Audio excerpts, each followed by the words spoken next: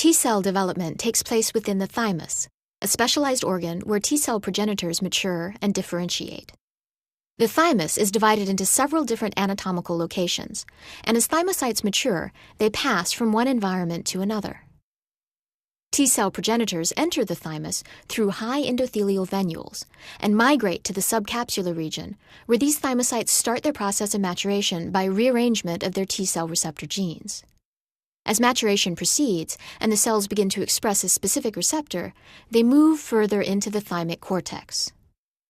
Interactions between the T-cell receptor and MHC peptide complexes displayed by the thymic cortical epithelial cells play an important part in the fate of the thymocyte.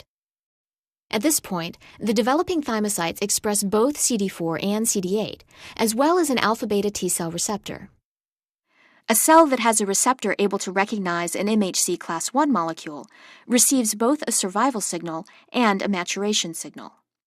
Eventually, the cell stops expressing CD4 and maintains expression of CD8. Thymocytes that obtain a survival signal are said to undergo positive selection. A cell that has a receptor able to recognize an MHC class II molecule also receives a survival signal and a different maturation signal. Eventually, this cell stops expressing CD8 and maintains expression of CD4. Thymocytes whose receptors are unable to recognize either MHC class I or MHC class II molecules fail to receive any survival signals and die by programmed cell death, or apoptosis. Thymocytes that are able to recognize MHC class I or MHC class II peptide complexes too avidly receive a strong signal that drives them into cell death. In this way, thymocytes capable of responding to self-peptide antigens are eliminated in a process known as negative selection, or central tolerance.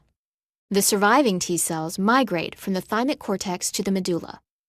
At this stage, they remain capable of recognizing self-peptide antigens expressed on other cell types, such as dendritic cells or thymic macrophages, and receive a sufficient signal to cause them to undergo programmed cell death. The remaining thymocytes, now mature, naive CD4 and CD8 T cells, pass out of the thymus, either returning to the bloodstream directly, passing into venules, or via the lymphatic system.